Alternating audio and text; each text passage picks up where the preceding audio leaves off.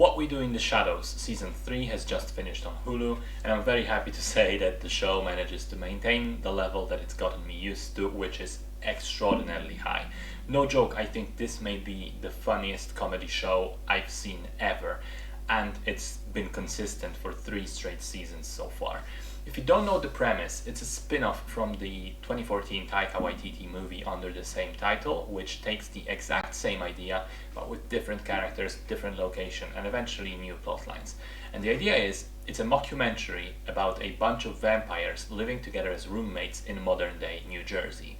The main cast is Nandor the Relentless, a centuries-old warlord, Nadja and Laszlo, a married vampire couple, Colin Robinson, my favorite character, an energy vampire who is this most boring dude you can ever imagine, and he drains people by either boring them or enraging them with tedious conversation.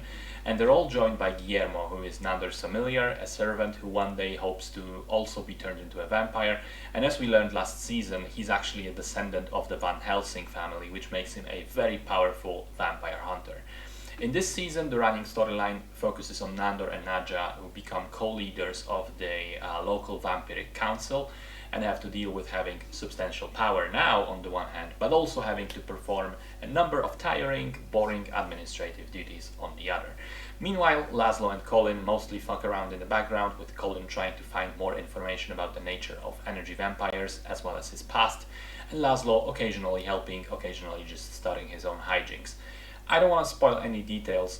The important part is that even though the first 2 or 3 episodes seem like the show is kind of slowing down, it finds its stride again after that, and by the end it's back to its usual excellence. I was laughing out loud every single episode. I think the writing and the performances are just brilliant. The show is funny, witty, insane in a good way, and incredibly entertaining.